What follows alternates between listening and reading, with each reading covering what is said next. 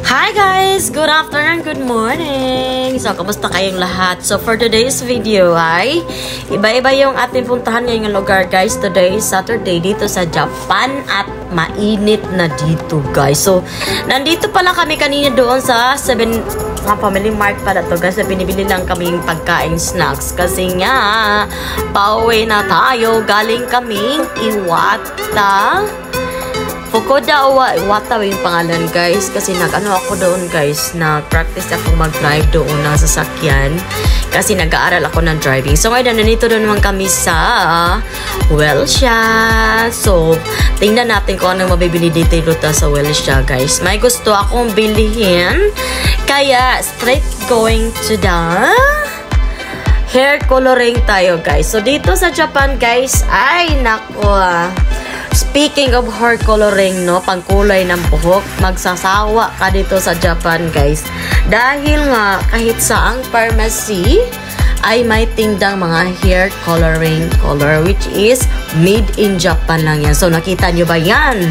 O, diba? Ang daming kulay. So, ngayon, nakatayo ako dito, nakatulala, nakatinganga. Kasi nga, iniisip ko kung magkukulay ba ako ng black ng aking kulay ng buhok at kung anong kulay. Kasi nagsasawa na ako sa aking guys, yung aking blondie hair. Kaya gusto kong mag-black muna. So, iniisip ko, naghanap lang ako lang mura dyan, guys. So, actually, yung presyo pala dyan ay depende sa brand ng hair coloring na gumagawa ng mga kumpanya.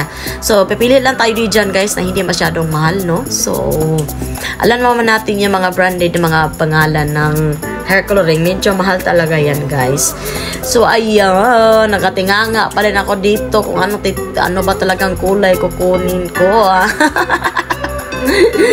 Ay, my God. So, speaking of, nag-annual pa lang ako, kasi ako nagsalita dyan sa loob kasi nga maingay. So, mga tao titingin sa'yo kung nangyari. Kaya nag-buzz over na lang ako. So, ito yung napili ko, no? So, ang kanyang is Palti. So, ito ay nag-ano lang pala, mga 600 yen plus lang yata to guys. Hindi pa yung kasama yung tax dyan. So, ganyan, from blonde. So, depende yan, no? Yung ganyan ang first color ng blonde ng buhok ko. So, sa pangalawa at sa pangatlo ay depende yan kung ilang minuto itatagal ang yung kulay ng buhok na yan. At ganyan ang resulta. So, ikaw na mag-decide kung 30 minutes, 1 hour. So, pinakamataas dyan is 1 hour talaga, no? So, pag 1 hour, yun talaga yung pinakakulay, parang black na talaga yung blondie, naging black na yung pinakalas na, guys. So, ayan, ito yung pinipili ko, kasi nga, yung ingredients dito ay hindi siya masyadong active or hindi siya strong. So, slight lang siya.